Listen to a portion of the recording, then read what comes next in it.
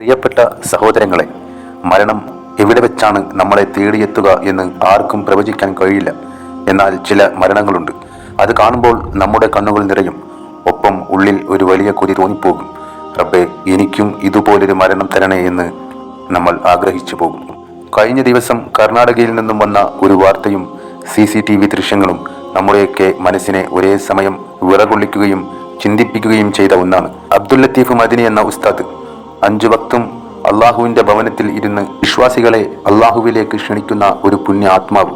അദ്ദേഹം പള്ളിയിൽ വെച്ച് ബാങ്ക് വിളിച്ചുകൊണ്ടിരിക്കുകയാണ്. ശബ്ദത്തിന് ഒരിടർച്ചയുമില്ല. വളരെ ആവേശത്തോടെ അദ്ദേഹം ബാങ്ക് വിളിക്കുന്നു. ബാങ്ക് അങ്ങനെ തുടർന്ന് പോവുകയാണ്. പെട്ടെന്നാണ് ആ വിശുദ്ധ വചനം കടന്നു വരുന്നത്.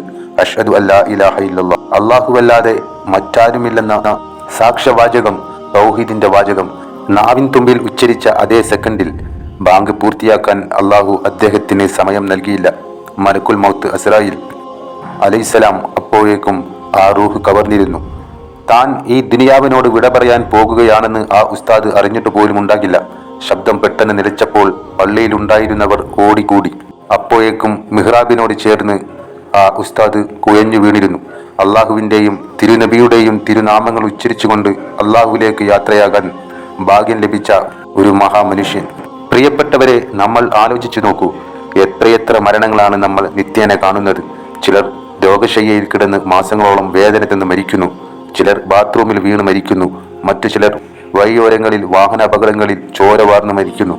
എന്നാൽ ഈ ഉസ്താദിന് ലഭിച്ച മരണം നോക്കൂ.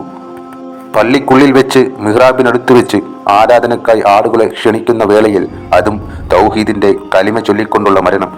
ജീവിതകാലം മുഴുവൻ ദീനീ സേവനം ചെയ്തതിന് പടച്ചറബ് കൊടുത്ത ഒരു സമ്മാനമല്ലേ ഇത്? ഈ ഒരു സംഭവം നമുക്ക് കാണിച്ചു തരുന്നത് നമ്മുടെ ഉസ്താദുമാരുടെ പവിത്രതയും സ്ഥാനവുമാണ്. പള്ളികളിൽ തുച്ഛമായ ശമ്പളത്തിന് ജോലി ചെയ്യുന്നവരാണ് നമ്മുടെ ഉസ്താദുമാർ.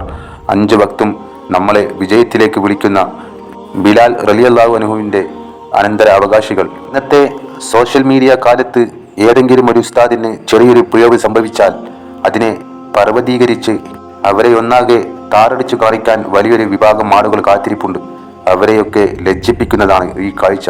അള്ളാഹുവിന്റെ അടുക്കൽ ദീനിന്റെ ആളുകൾക്ക് എത്ര വലിയ സ്ഥാനമുണ്ടെന്ന് ഈ മരണം തെളിയിച്ചു നൽകുന്നു. അതുകൊണ്ട് അവരെ ബഹുമാനിക്കാനും അവരോട് ആദരവ് കാണിക്കാനും നമ്മൾ തയ്യാറാകണം. നമ്മൾ എവിടെ കിടന്ന് മരിച്ചാലും നമ്മുടെ കൽബിൽ റസൂലുള്ളാഹിയുണ്ടോ, നാവിൻ തുമ്പിൽ കലിമയുണ്ടോ എങ്കിൽ നമ്മൾ വിജയിച്ചു.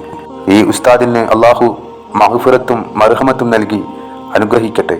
അദ്ദേഹത്തിന്റെ കുടുംബത്തിന് ക്ഷമ നൽകട്ടെ.